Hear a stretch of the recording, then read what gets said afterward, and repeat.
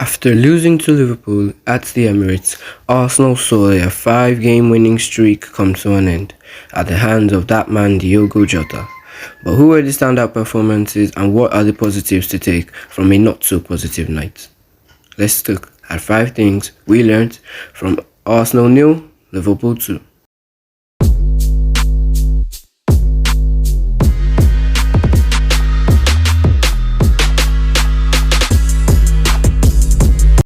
Yes guys, we are back with another video and you guys know the drill. Subscribe if you are new, like if you have enjoyed the video, and let's get into 5 things we take away from this game. Number 1, Gabriel Martinelli is a superstar. Today Gabriel Martinelli was up against one of the best right backs, the best right back in the world at the moment. He was also up against Virgil van Dijk, Joel Matip, Fabinho, Henderson, and he wasn't phased one bit.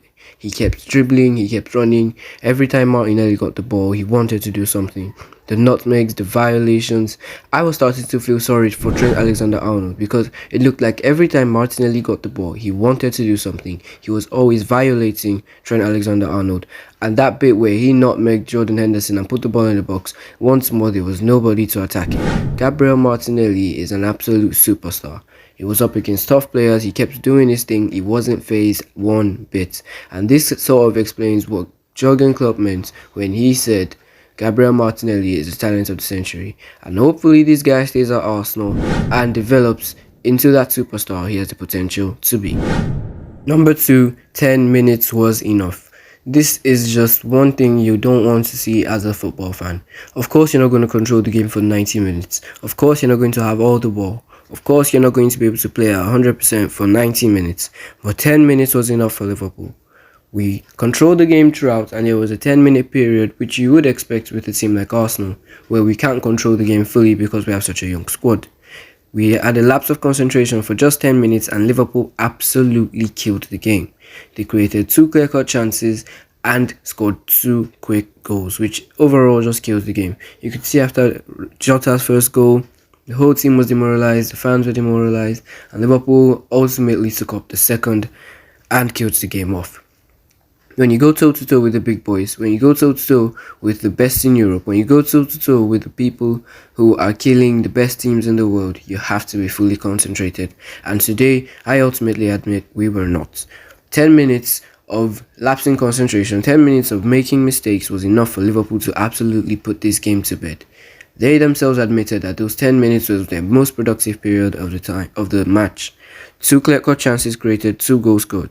Now, if Arsenal had been somewhat more switched on throughout that period of the game, if we had controlled it, played like the first half throughout the game, we would have ultimately probably gone and won this game. Football is a game of 90 minutes, not a game of 70, 75, 80 minutes. That was just, well, there's nothing we could actually do at it. Aaron Ramsdale, to be fair, shouldn't be conceding that at his near post. But it is what it is. We move on. We go again on Sunday. Number 3, clinical striker is a priority. Now, make no mistake, do not misunderstand me. I have nothing against Lacazette. I pretty much appreciate the work he does on the pitch, the way he links up, the way he drops deep to help the team out of the back.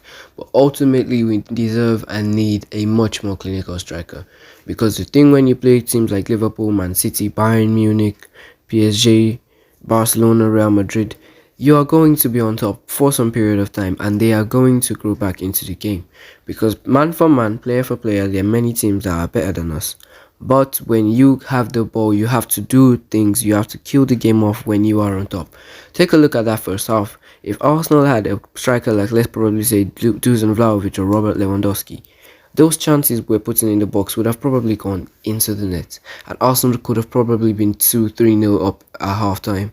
And you know what that means? It means it's WFC. I have no problem with Lacazette. I just think he's not clinical enough to play for Arsenal Football Club. Lacazette, I know you're the captain. I know you're doing your best. But ultimately, I think it's time to say goodbye. This isn't me being reactionary. I've said this before. We need a striker who's going to put the ball in the net. He's going to give him, you're going to set it up for him and he's going to finish his dinner. Kill the game off. Lacazette, probably, he wasn't even jumping. He was trying to go physical. Sometimes you just need a striker who's just going to hit the ball, however it comes, finish up his dinner and overall kill the game. Number 4, progress is most certainly being made. Imagine, cast your mind back to last season, 2 seasons ago, 3 seasons ago, even 4 seasons ago. Liverpool would have absolutely demolished us. We could have been facing 6, 7, 8 nil at this point. Last season, we were very lucky not to have been absolutely plummeted by the likes of Liverpool and Man City. But you could see now we are taking the game to them. Usually, we will just sit back. Cast your mind back to the time under Unai Emery, where he said we would prefer not to play Liverpool and Manchester City all season. Mikel Arteta's boys, he has now transformed the Arsenal mentality. We're now taking the game to Liverpool, and overall, with just more quality, more work, we will eventually closing the gap between us and the top teams. Because take a look at that game today. That shows, with us even fighting for European football, if we can go toe to toe with two of the best teams in Europe, two of the best teams in the world, that shows we definitely do have a shot in Europe, and that is definitely progress being made. Credit to Mikel Arteta, because we are very quick to attack the manager, so when he does work, let's give him his flowers. Mikel Arteta, well done. Call me crazy, call me deluded, call me biased, call me whatever you want. But I am going to say it. Number 5, Champions League semi-finals is possible. Now listen up before you go and roast me in the comments. I know at this point this might look a bit silly, but just hear me out. Liverpool and Manchester City are two of the best teams in Europe. They're two of the teams who everyone is afraid of. Watch how Arsenal have played against those two teams. They have absolutely gone at them. And Liverpool and Manchester City have both come out and said Arsenal were a difficult team to play and they indeed should have lost that game. If Arsenal can buy a proper striker and a proper central midfielder to complete this team, we would absolutely be beasts. We would be monstrous. And take a look at the plan. We're going to probably finish third, like I said before. We finish third and we get in pot 3 of the Champions League. Then we get drawn. If we finish top in our group, we will get a relatively easy fixture for the round of 16, even though I know no fixture is easy in the Champions League. Round of 16, we win in the round of 16, and then it's the quarterfinals. We give it our all, win in the quarterfinals. It's 2 legs. We're going to be able to take it across those 2 legs, and there you see Arsenal in the Champions League semi-finals. I just wanted to have some fun, to lighten up the mood. Let me know what you think about that down in the comments below. And, well, let's have some fun in the comments. Well, that is the video there and there, guys. Hope you guys have enjoyed it. If you have, please like the video, drop a like, subscribe to the channel if you are new, and I will see you guys next time.